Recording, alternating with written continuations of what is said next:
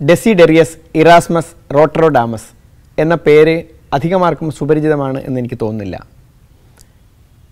Dutch ചിന്തകനും മനുഷ്യാവകാശ പ്രവർത്തകനും ഒരു കാത്തലിക് പാതിരിയുമായിരുന്നു അദ്ദേഹം. പക്ഷേ അദ്ദേഹം പറഞ്ഞ ഒരു വാക്യം വളരെ പ്രശസ്തമാണ്. Prevention is better than cure. രോഗം വന്ന് ചികിത്സിക്കുന്നതിനേക്കാൾ എത്രയോ ഭേദമാണ് രോഗം വരാതെ സൂക്ഷിക്കുന്നത്. ആരോഗ്യയാത്ര സ്റ്റെതസ്കോപ്പിൽ ഇന്ന് നമ്മൾ കാണുന്നത് ഹെൽത്ത് ചെക്കപ്പുകളുടെ വിശദാംശങ്ങളാണ്.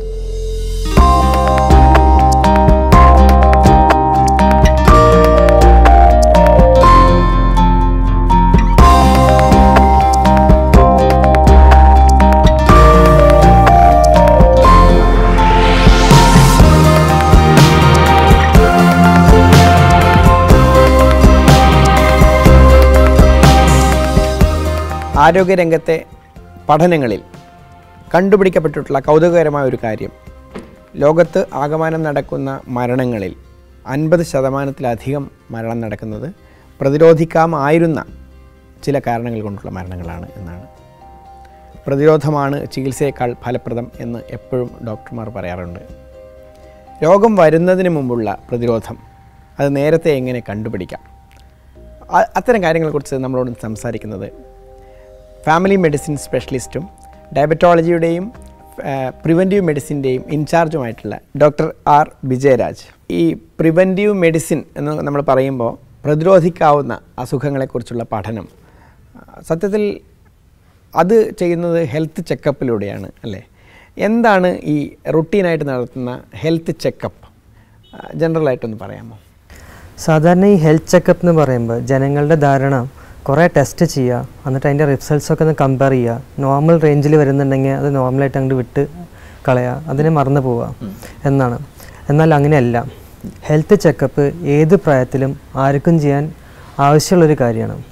ചെറിയ കുട്ടിയാണെങ്കിലും ഒരു ഗർഭിണി സ്ത്രീ ആണെങ്കിലും ഒരു യങ് മിഡിൽ ഏജ്ഡ് ഒരു ആണാണെങ്കിലും അല്ലെങ്കിൽ ഒരു പ്രായമായിട്ടുള്ള സ്ത്രീ ആണെങ്കിലും ഏത് ഏജിലും ഈ ഹെൽത്ത് ചെക്കപ്പ് ആവശ്യമാണ്.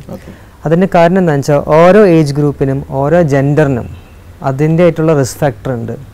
കൊച്ചു കുട്ടികളാണെങ്കിൽ അനീമിയ അല്ലെങ്കിൽ കൃമിരോഗം, അങ്ങനത്തെ കാര്യങ്ങൾ.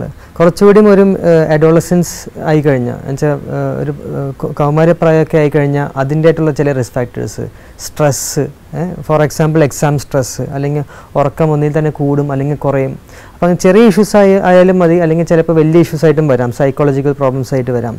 പിന്നെ കുറച്ചുകൂടി ഒരു മിഡിൽ ഏജ്ഡ് ആയിക്കഴിഞ്ഞാൽ ഏറ്റവും വലിയ റിസ്ക് പ്രോബ്ലംസ് ഈ ഡയബറ്റീസ്, BP, അല്ലെങ്കിൽ ഒബേസിറ്റി, അല്ലെങ്കിൽ under nutrition as well as over nutrition, രണ്ടും പ്രോബ്ലംസാണ്. പിന്നെ പ്രായം കുറച്ചുകൂടി കടന്നു കഴിഞ്ഞാൽ ഏതാണ്ട് റിട്ടയർമെൻറ്റ് പ്രായമൊക്കെ കഴിഞ്ഞ് കഴിഞ്ഞാൽ അതിൻ്റെ ആയിട്ടുള്ള റിസ്ക് ഫാക്ടേഴ്സ് വേറെ ഉണ്ട്. അതിൻ്റെ ഉദാഹരണങ്ങൾ ഒന്ന് ഈ എല്ലിന് ബലക്കുറയാം, രണ്ടാമത് മെൻ്റൽ ചില ഇഷ്യൂസ്, ഐസൊലേഷൻ, ആങ്സൈറ്റീസൊക്കെ കൂടിയെന്ന് വരും. അത് ഈ ശരീരത്തിനുള്ള രോഗത്തിൻ്റെ അഡീഷണലായിട്ടാണ് ഉണ്ടാവുന്നത്. അപ്പോൾ ഈ ടെസ്റ്റുകളൊക്കെ ചെയ്യുമ്പോൾ ജസ്റ്റ് ഈ റിപ്പോർട്ട്സ് മാത്രം നമ്മൾ നോക്കിയിരിക്കുകയാണെങ്കിൽ പല ഇഷ്യൂസും നമ്മൾ മിസ്സായി പോകും. ഫോർ എക്സാമ്പിൾ സോഷ്യൽ ഇഷ്യൂസോ അല്ലെങ്കിൽ മെൻ്റൽ ഇഷ്യൂസിനൊന്നും ടെസ്റ്റ് ഇല്ല. അപ്പോൾ അങ്ങനത്തെ പല ഇഷ്യൂസും മിസ്സായി പോകും. അപ്പോൾ ഈ ഹെൽത്ത് ചെക്കപ്പ് എന്ന് പറയുമ്പോൾ ഒരു പേഷ്യൻറ്റും ഫിസിഷ്യനായിട്ടും ഇൻട്രാക്ട് ചെയ്യാനുള്ളൊരു ഓപ്പർച്യൂണിറ്റിയാണ്. ആ ഇൻട്രാക്ഷനിൽ നിന്നും നമ്മൾ സംസാരത്തിൽ നിന്നും ചില ഒബ്സർവേഷൻസിൽ നിന്നും എക്സാമിനേഷൻസിൽ നിന്നും പല കാര്യങ്ങളും മനസ്സിലാക്കും. അതനുസരിച്ച് നമ്മൾ ടൈലർ ചെയ്തിട്ട് ഒരാൾക്ക് ആവശ്യമുള്ള ടെസ്റ്റുകൾ മാത്രം അഡ്വൈസ് ചെയ്യും, എന്നിട്ട് അതനുസരിച്ച് മുന്നിലേക്ക് നീങ്ങും. അപ്പോൾ ഡോക്ടർ പറഞ്ഞു എല്ലാ പ്രായത്തിലുള്ള ആളുകൾക്കും ഹെൽത്ത് ചെക്കപ്പ് ആവശ്യമാണ്. റൈറ്റ്. രോഗമില്ലാത്ത അവസ്ഥയിലാണ് നമ്മളിത് ചെയ്യുന്നത്. ഡോക്ടറുമായിട്ടുള്ളൊരു ഇൻ്റർവ്യൂ ഇതിൽ പോസിബിളാണ്. ഡോക്ടർ, എനിക്ക് ഇന്ന തരത്തിലുള്ള ഹെൽത്ത് ചെക്കപ്പാണ് വേണ്ടത് എന്ന് പക്ഷേ പലപ്പോഴും ഒരു രോഗിക്ക് സ്വയം തീരുമാനിക്കാനാവില്ല. അത് തീർച്ചയായിട്ടും ഒരു ആരോഗ്യ പ്രവർത്തകൻ നിർദ്ദേശിക്കുക തന്നെ ചെയ്യേണ്ടി വരും. അപ്പോൾ ഈ ഡോക്ടർ ആദ്യമാണോ കാണുന്നത് അതോ ഹെൽത്ത് ചെക്കപ്പിൻ്റെ റിസൾട്ടിന് ശേഷമാണോ കാണുന്നത്? തീർച്ചയായിട്ടും ഇതിൽ യാതൊരു സംശയവുമില്ല. ഹെൽത്ത് ചെക്കപ്പിന് പോകുന്നതിന് മുമ്പ് വേണം ഡോക്ടറെ കാണാനായിട്ട്. കാരണം ഉദാഹരണത്തിന് പല ഹോസ്പിറ്റൽസിലും പാക്കേജസ് ആണ്. ശരി. പാക്കേജസ് ആകുമ്പോൾ നമ്മൾ ഒരു കടയിൽ പോയിട്ട് ഒരു ഷർട്ടിൻ്റെ സൈസ് എടുക്കണ പോലെയാണ്. ഇപ്പോൾ ഫോർ ഒരു ഉദാഹരണത്തിന് ഞാൻ എനിക്ക് 42 നമ്പറുള്ള ഷർട്ട് വേണമെന്ന് പറയണമെന്നുണ്ടെങ്കിൽ കടയിൽ ചിലപ്പോൾ 38 അല്ലെങ്കിൽ 44 ഉണ്ടാവുള്ളൂ. അപ്പോൾ കടയിൽ ഉള്ളതേ വാങ്ങിച്ച് പറ്റുമോ എന്ന് പറയണമെങ്കിൽ ശരിയാവില്ല. അതേപോലെ തന്നെ ഈ ഹെൽത്ത് ചെക്കപ്പിൻ്റെ പാക്കേജ് എൻ്റെ ജെൻഡറും എൻ്റെ റിസ്ക് ഫാക്ടേഴ്സ് അനുസരിച്ചുള്ള പാക്കേജ് ആയിരിക്കില്ല ഹോസ്പിറ്റലിൽ ഉണ്ടാവുന്നത്. അപ്പോൾ ഒരു സെറ്റ് പാക്കേജ് വേണമെങ്കിൽ എടുക്കാം, അതിൽ തെറ്റൊന്നുമില്ല. പക്ഷെ നമുക്ക് ആവശ്യമുള്ള ചില ടെസ്റ്റുകൾ അതിൽ ഇൻക്ലൂഡഡ് ആയിരിക്കില്ല.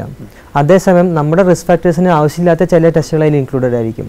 അപ്പോൾ ഒരു പക്ഷേ അതിൽ വല്ല റിസൾട്ട് തെറ്റി പോസിറ്റീവ് കാണിക്കുകയാണെങ്കിൽ അതിപ്പോൾ ലാബിൻ്റെയോ അല്ലെങ്കിൽ ടെസ്റ്റിൻ്റെ കുറ്റമൊന്നുമില്ല.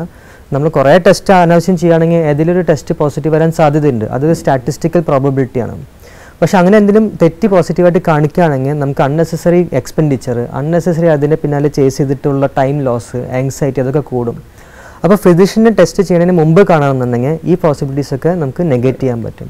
അത് മാത്രമല്ല ഒരു സിസ്റ്റമാറ്റിക് പ്ലാൻ അനുസരിച്ച് മുന്നേക്ക് പോകാൻ പറ്റും. അപ്പോൾ നമുക്ക് ഫോക്കസ് ചെയ്തിട്ട് ഒരു ഭാഗത്തേക്ക് മാത്രം ഒരു കൺക്ലൂഷനിലേക്ക് എത്താൻ കുറേ കൂടി ഹെൽപ്ഫുള്ളാണ്. പൊതുവായി ചെയ്യുന്ന എല്ലാവർക്കും ആവശ്യമുള്ള ഏറ്റവും ബേസിക് ആയിട്ടുള്ള ഹെൽത്ത് ചെക്കപ്പിൻ്റെ മാർഗ്ഗങ്ങളുണ്ട്. ആദ്യം തന്നെ ഡോക്ടറെ കാണണം. എന്നിട്ട് നമ്മുടെ റിസ്ക് ഫാക്ടേഴ്സ് അവരായിട്ട് ഫ്രാങ്കായിട്ട് ഡിസ്കസ് ചെയ്യണം. ഈ ഡിസ്കഷന് തന്നെ ചിലപ്പോൾ ഒരു 5-10 മിനിറ്റ് എടുത്തുനിന്ന് വരും. ഐഡിയലി ഒരു എക്സാമിനേഷൻ കൂടി ചെയ്യണം. ബേസിക്കായിട്ട് എല്ലാവർക്കും ചെയ്യാൻ പറ്റാവുന്ന ടെസ്റ്റുകൾ ഇപ്പോൾ അഡൾട്ട്സിലാണെന്നുണ്ടെങ്കിൽ ഉദാഹരണത്തിന് ഒരു ഫാസ്റ്റിംഗ് ഷുഗർ, റിസ്ക് ഫാക്ടേഴ്സ് നല്ല സ്ട്രോങ് ആണ്, ഡയബറ്റീസ് ഫാമിലിയിൽ ഉണ്ടെന്നുണ്ടെങ്കിലോ അല്ലെങ്കിൽ നമ്മുടെ ജോലി രീതി ശരിയല്ല, ഫുഡിൻ്റെ രീതി ശരിയല്ല എന്നുണ്ടെങ്കിൽ അതിൻ്റെ ഭക്ഷണം കഴിഞ്ഞിട്ട് 2 മണിക്കൂർ കഴിഞ്ഞിട്ടുള്ള ഷുഗറും കൂടി നോക്കാം. പിന്നെ കൊളസ്ട്രോൾ പ്രൊഫൈൽ, ഇത് തീർച്ചയായിട്ടും ചെയ്യേണ്ട കാര്യങ്ങളാണ്. പിന്നെ നമ്മുടെ റിസ്ക് ഫാക്ടേഴ്സ് അനുസരിച്ച് ECG വേണമെന്ന് ചിന്തിക്കാം. ബ്ലഡ് പ്രഷർ പിന്നെ ഏത് ചെക്കപ്പിൻ്റെ കൂടി നമ്മൾ ചെയ്യേണ്ട റൂട്ടീനായിട്ട്, അപ്പോൾ അതിന് വേറെ ബില്ല് അടയ്ക്കേണ്ട ആവശ്യമൊന്നുമില്ല. It's a part of the physical examination. ഇതിനപ്പുറത്ത് ഇപ്പോൾ നമ്മളിപ്പോൾ 2-3 വർഷം കഴിഞ്ഞിട്ടാണ് ചെക്കപ്പ് ചെയ്യണമെന്നുണ്ടെങ്കിൽ അതിൻ്റെ കൂട്ടത്തിൽ വേണമെങ്കിൽ ലിവറോ കിഡ്നിയൊക്കെ സ്ക്രീൻ ചെയ്യാൻ പറ്റും. ആദ്യമായിട്ട് ഇത് ജെല്ലിടും.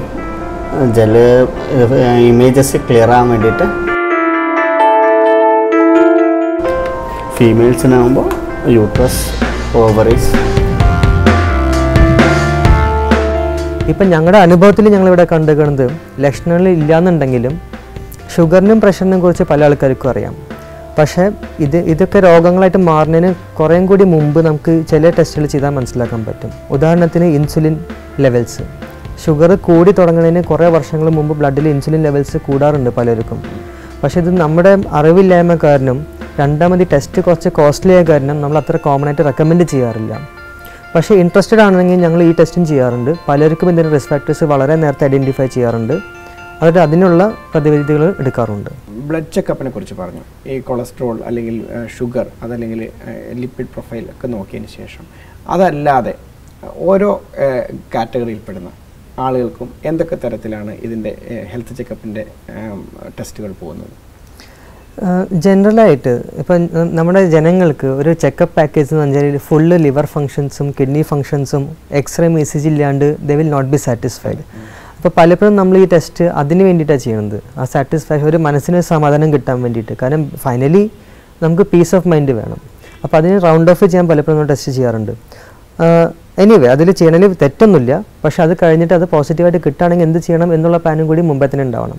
ഇത് കൂടാതെ ചില ഓക്യുപ്പേഷൻസ് അനുസരിച്ച്, പ്രൊഫഷൻസ് അനുസരിച്ച് ചില റിസ്ക് ഫാക്ടേഴ്സ് ഉണ്ട്. ഇപ്പോൾ മെഡിക്കൽ ഫീൽഡിൽ നിന്ന് ഒരാൾ വന്ന് ഹെൽത്ത് ചെക്കപ്പ് ചെയ്യുകയാണെങ്കിൽ തീർച്ചയായിട്ടും നമ്മൾ അവരോട് ഡിസ്കസ് ചെയ്തിട്ട് HIV അല്ലെങ്കിൽ ഹെപ്പറ്റൈറ്റിസ് ബിയുടെ വൈറസ്, ഹെപ്പറ്റൈറ്റിസ് സിയുടെ വൈറസൊക്കെ സ്ക്രീൻ ചെയ്യും.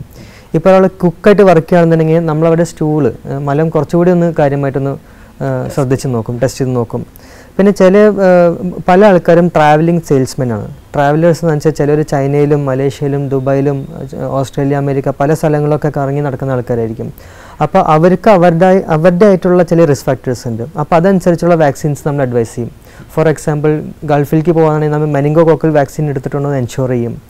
പിന്നെ ചില ആൾക്കാരോട് നമ്മൾ ടൈഫോയിഡ് വാക്സിൻ എടുക്കാൻ പറയും, അല്ലെങ്കിൽ ഹെപ്പറ്റൈറ്റിസ് എയുടെ വാക്സിൻ എടുക്കാൻ പറയും. കാരണം ഈ വാക്സിൻസൊക്കെ കുറച്ച് ഒരു മേ ബി പ്രോബബ്ലി 1000-2000 റുപ്പീസിൻ്റെ ഇടയിൽ റേഞ്ച് വരുന്ന വാക്സിൻസാണ്. പക്ഷേ ഒരിക്കൽ ഈ രോഗം വന്നു കഴിഞ്ഞാൽ അത് വെച്ചാൽ പുറമെ ഭക്ഷണം കഴിക്കുന്ന ഏതാൾക്കും ഇതിൻ്റെ നല്ല ഹൈ റിസ്ക് ഉണ്ട്. ഒരിക്കൽ രോഗം വന്നു കഴിഞ്ഞാൽ അതിൻ്റെ ബുദ്ധിമുട്ടും അതിൻ്റെ എക്സ്പെൻഡിച്ചറും വളരെ ഹൈ ആണ്. So we always emphasise on preventive aspect of these diseases. കൂടാതെ വളരെ ഇമ്പോർട്ടൻ്റ് ആയിട്ടുള്ള കാര്യം നമ്മൾ മറന്നു പോകുന്നത് പലപ്പോഴും, ഒരു 65 വയസ്സിന് മേലെ പ്രായമുള്ള ശ്വാസം മുട്ടായിട്ടുള്ള അല്ലെങ്കിൽ ഈ പുക വലിച്ചിട്ട് ലങ്സിനൊക്കെ ഡാമേജ് വന്ന ആൾക്കാർക്ക് ന്യൂമോകോക്കൽ വാക്സിൻ നമ്മൾ സാധാരണ റെക്കമെൻഡ് ചെയ്യാറുണ്ട്. നിർഭാഗ്യവശാൽ അധികം പേര് ഇതിനെ ആക്സെപ്റ്റ് ചെയ്യാറില്ല. പക്ഷേ ന്യൂമോകോക്കൽ ന്യൂമോണിയ ഒരു ഫെയർലി കോമൺ ഇഷ്യൂ ആണ്, ഒരു പ്രിവെൻറ്റബിൾ ഇഷ്യൂ ആണ്. അതും നമ്മളിവിടെ നിന്ന് എംഫസൈസ് ചെയ്യാറുണ്ട്.